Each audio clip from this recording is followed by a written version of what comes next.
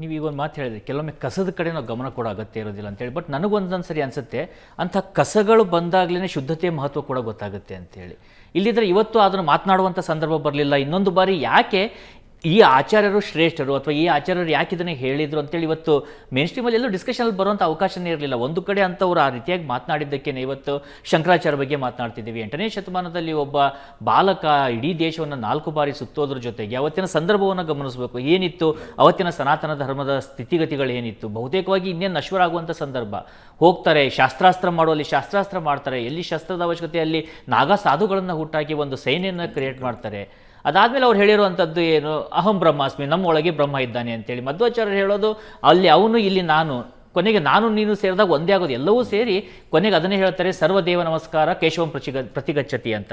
ಅಂದರೆ ಆ ಒಂದು ಇದ್ರೂ ಸಹಿತ ಈ ರೀತಿಯಾಗಿರ್ತಕ್ಕಂಥ ಮಾತುಗಳು ಅಥವಾ ಒಂದು ಎಲೆಯನ್ನು ಹಿಡ್ಕೊಂಡು ಈ ಎಲೆನೇ ಗಿಡ ಅಂತ ವಾದ ಮಾಡುವಂಥ ಅಂಥ ಸಂದರ್ಭದಲ್ಲೂ ಕೂಡ ನಮಗೆ ಬನ್ನಂಜೆ ಗೋವಿಂದಾಚಾರ್ಯ ರೀತಿಯಾಗಿ ಒಬ್ರು ಇರಬೇಕಿತ್ತು ಅಂತ ಅನ್ಸುತ್ತಲ್ವಾ?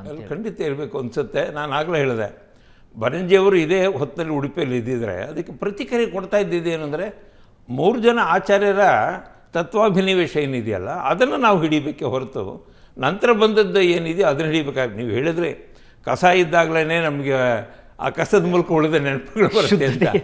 ಆದರೆ ಕಸ ಅನ್ನೋದು ಕಸ ಅಂತ ತಿಳುವಳಿಕೆ ಇರಬೇಕು. ಆ ಕಸವನ್ನು ರಸವನ್ನಾಗಿ ಮಾಡ್ಕೊಡೋದು.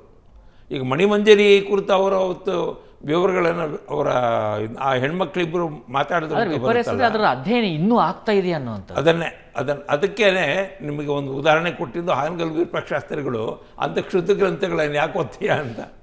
ನಮಗೆ ಆ ಹಿರಿಯರ ದಾರಿ ಇದೆಯಲ್ಲ, ಅವರು ಹಿರಿಯರು ಈಗಾಗಲೇ ಹಾಕೊಟ್ಟ ದಾರಿಯನ್ನು ನಡಿಬೇಕಾಗಿತ್ತು. ಅದು ದುರ್ದೈವ ಒಂದೊಂದು ಸರಿ ಕಾಲದ ಪ್ರವಾಹದಲ್ಲಿ ಈ ಥರದ ಕೆಲವು ಬರುತ್ತೆ.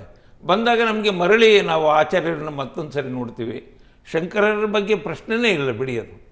ಯಾಕೆಂದರೆ ಆಚಾರ್ಯ ಶಂಕರ ಭಗವತ್ಪಾದರು 4 ಕಡೆಯೂ ಆಮ್ನಾಯಿಗಳನ್ನು ಅವರು ಸ್ಥಾಪನೆ ಮಾಡಿ ಒಂದು ಧರ್ಮ ಸಂಸ್ಥಾಪನೆ ಮಾಡಿದ್ದಾಗಲಿ, ಮತ್ತು ಇಡೀ ಭಾರತವನ್ನು ಒಂದು ಅಂತ ಕಟ್ಟಿದಂಥವ್ರು ಮೊದಲನೇ ಆಚಾರ್ಯ ಅವರೇನೆ. ಭಾರತವನ್ನು ವಿಭಜನೆಗೊಂಡಿದ್ದಾಗ ಪೂರ್ವ ಪಶ್ಚಿಮ ಉತ್ತರ ದಕ್ಷಿಣ ಅಂಥೇಳಿ ವಿಭಜನೆಗೊಂಡು ಒಂದು ಕಡೆ ಇದ್ದ ಕಾಲದಲ್ಲಿ 4 ಕಡೆಯೂ ಆಮ್ನಾಯಿಗಳ ಸ್ಥಾಪನೆ ಮಾಡಿ ರಾಷ್ಟ್ರ ಒಂದು ಅಂತ ಒಂದು ರಾಷ್ಟ್ರದ ಕಲ್ಪನೆ ಬಂದಿದ್ದು ಆಚಾರ್ಯರಿಂದ, ಶಂಕರಾಚಾರ್ಯರಿಂದನೇ. ಭಗವತ್ಪಾದರ ದೃಷ್ಟಿಕೋನ ಕೆಲವು ಭೌತಿಕವಾಗಿ ಮಾತ್ರ ಅಲ್ಲ, ಬೌದ್ಧಿಕವಾಗೂ ಇತ್ತು, ತಾತ್ವಿಕವಾಗೂ ಇತ್ತು. ಅದು ಆ ದೃಷ್ಟಿಯಿಂದ ಅವರು ದಶನಾಮಿ ಪದ್ಧತಿ ತಂದಿದ್ದು ಅದೇ ಕಾರಣದಿಂದಲೇ. ಈಗ ಗಿರಿ ಇರ್ಬೋದು, ಸರಸ್ವತಿ, ಭಾರತಿ, ಹೀಗೆ ಬೇರೆ ಬೇರೆ 10 ಹೆಸರುಗಳಲ್ಲಿ ಆ ಸನ್ಯಾಸತ್ವದ ಒಂದು ಕೀಲಿ ರೂಪವನ್ನು ತಂದುಕೊಟ್ರಲ್ಲ, ಅದೇನು ಅಸಾಮಾನ್ಯವಾದ ಸಂಗತಿಯೇ ಅದು. ಆಮೇಲೆ ಅವರು ಬದುಕಿದ್ದು ಅಲ್ಪಾಯುಷ್ಯ. ಅಷ್ಟೇ ಇದರಲ್ಲಿ ಇಡೀ ಭಾರತವನ್ನು ಅಷ್ಟು ಸಂಚಾರ ಮಾಡಿ ಇಡೀ ಜನಗಳಲ್ಲಿ ಒಂದು ಹೊಸ ತತ್ವವನ್ನು, ಆ ಕಾಲದಲ್ಲಿ ಇನ್ನೇನು ಮುಸ್ಲಿಮರ ಆಗಮನ, ಇನ್ನೊಂದು ಕಡೆ ಕ್ರಿಶ್ಚಿಯನ್ಗಳ ಹೊರಗಡೆಯಿಂದ ಗ್ರೀಕರ ಹುಣರ ದಾರಿಗಳು, ಇವೆಲ್ಲ ಬಂದಂಥ ಒಂದು ಇಕ್ಕಟ್ಟಿನ ಸಮಯದಲ್ಲಿ ಅವರು ಇದ್ದಿದ್ದು.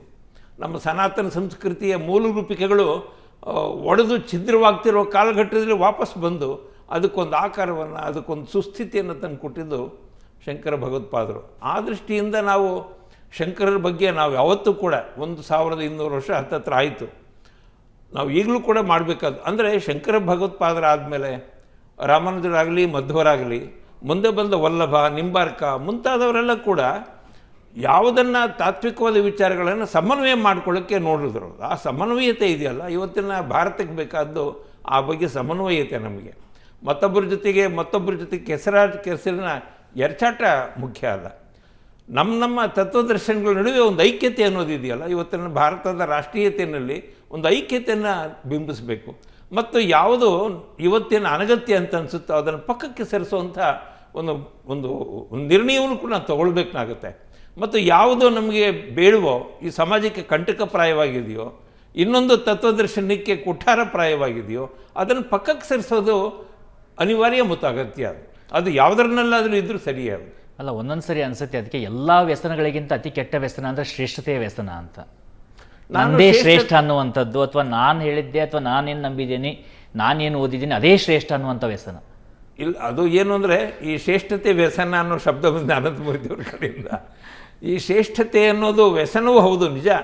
ಆದರೆ ಈ ಶ್ರೇಷ್ಠತೆ ಅನ್ನೋದು ಇದೆಯಲ್ಲ, ಅದು ನನ್ನೊಳಗಿರುವ ದೀಪವನ್ನು ಆರಿಸ್ಬಿಡ್ತ್ಕಂಡ್ರಿ. ನನ್ನೊಳಗಿರುವ ಒಂದು ಜ್ಯೋತಿ ಏನಿದೆಯಲ್ಲ, ಬೆಳಕು ಅಂತ ಏನು ಹೇಳ್ತೀವೋ, ಬೆಳಕನ್ನೇ ಬೆಂಬತ್ತಿರೋ ನಮಗೆ ಅದನ್ನು ಆರಿಸ್ಬಿಡುತ್ತೆ. ಹಾಗಾಗಿ ಈ ಶ್ರೇಷ್ಠತೆ ಅನ್ನೋದು ವ್ಯಸನವಾಗ್ಕೊಡೋದು ಅಷ್ಟೇ. ಶ್ರೇಷ್ಠತೆಯ ಹುಡುಕಾಟ ಇರಬೇಕು ನಮಗೆ, ಸತ್ಯದ ಹುಡುಕಾಟ, ಶ್ರೇಷ್ಠತೆಯ ಹುಡುಕಾಟ, ಸರ್ವಜನರ ಹಿತದ ಹುಡುಕಾಟ. ಆ ಹುಡುಕಾಟ ಅನ್ವೇಷಣ ಅಂತ ನಾವೇನು ಹೇಳ್ತೀವಲ್ಲ, ಆ ಅನ್ವೇಷಣ ಬುದ್ಧಿ ನಮ್ಮಲ್ಲಿದ್ದರೆ ನಮ್ಮನ್ನು ಬೆಳಕಿನ ಕಡೆ ಕರ್ಕೊಂಡು ಹೋಗುತ್ತೆ. ಅದು ಇಲ್ಲದೆ ಹೋದರೆ ಏನಾಗುತ್ತೆ ಅಂದರೆ ನಮಗೆ ಈ ವ್ಯಸನದಲ್ಲಿ ಮುಳುಗೋಗ್ಬಿಡ್ತೀವಿ ನಾವು.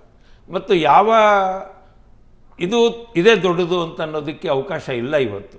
ಇದೇ ನಂದೇ ದೊಡ್ಡದು, ನಿನ್ನ ಚಿಕ್ಕದು ಅಂತ ನೀವೊಂದು ಕಡ್ಡಿ ಇಡ್ತೀರಿ, ಇದೇ ದೊಡ್ಡದು ಅಂತ. ಆದರೆ ಇನ್ನೊಂದು ದೊಡ್ಡ ಕಡ್ಡಿ ತಂಡಿಟ್ಟು ಅದಕ್ಕಿಂತ ಅದ್ಮೇಲೆ ಆಗಿರುತ್ತಲ್ಲ.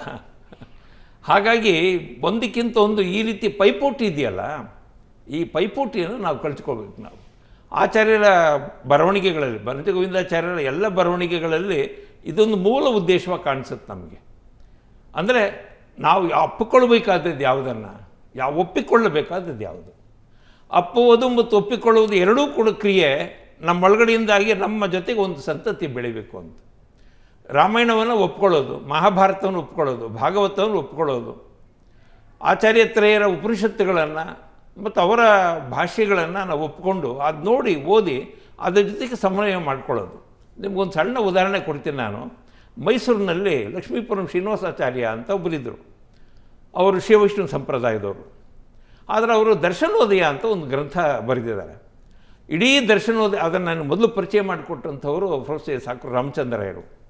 ಅವರು ಅದನ್ನು ನಾನು ಕೈ ಕೊಟ್ಬಿಟ್ಟು ಹೇಳಿ, ನೋಡಿ ಇದೊಂದು ಪುಸ್ತಕ ಓದಬೇಕು ಮಲ್ಲೇಪುರಂ, ಇದು ನಮ್ಮ ಜನ ಓದ್ತಾ ಇಲ್ಲ ಇದನ್ನು ಅಂತ.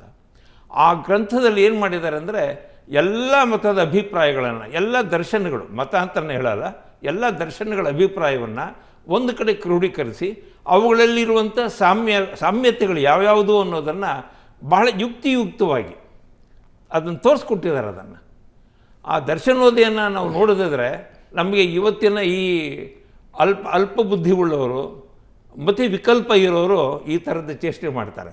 ಮತಿ ವಿಕಲ್ಪವನ್ನು ತೆಗೆದುಹಾಕಿದ್ರೆ ಸವಿಕಲ್ಪ ಆಗಬೇಕಷ್ಟೆ.